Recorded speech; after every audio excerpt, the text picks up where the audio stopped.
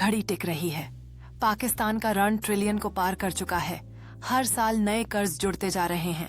IMF से लेकर विदेशी बैंकों तक अरबों रुपए उधार लिए गए हैं, लेकिन उच्च कीमत पर। हर ऋण ब्याज लाता है, ब्याज जो अर्थव्यवस्था को सूखता है और भविष्य को जकड़ता है। अस्पताल, स्कूल और विकास सफर करते हैं, जबकि चुकौती और भी ऊंची होती जा रही है।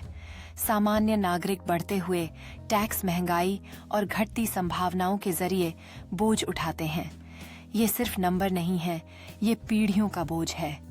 सवाल ये है, एक राष्ट्र कितनी देर तक कर्ज के साये में जीवित रह सकता है? हर दिन नए कर्ज का बोझ चढ़ता जा रहा है। लोग सड़कों पर उतरकर आर्थिक सुधार की मांग कर रहे हैं। उनकी आंखों में हिम्मत और निराशा देखी जा सकती है।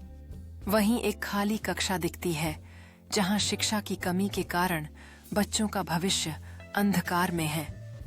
अब यह सच है कि ये सभी समस्याएं केवल संख्या नहीं, बल्कि बहुत से लोगों के जीवन को प्रभावित करती हैं। पाकिस्तान को अपने कर्ज के बोझ के नीचे जूझते हुए कितनी देर हो गई है।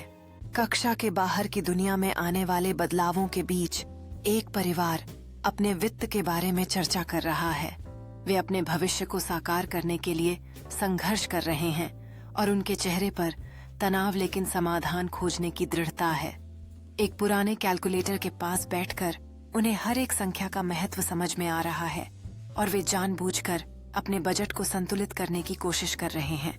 क्या वे अपने वित्तीय संकट से उबर पाएंगे? बाजार की रंगीनी में भी जीवन की कठिनाइयां नजर आती हैं।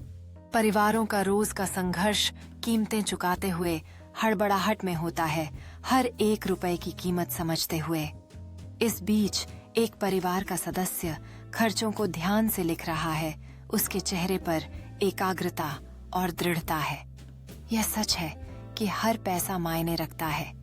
क्या यह प्रयास उन्हें आर्थिक संतुलन की ओर ले जाएगा?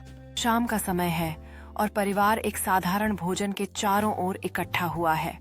वे बजट की रणनीतियों पर चर्चा कर रहे हैं, जो एकता और संघर्ष के बीच उनकी ताकत को व्यक्त करता है।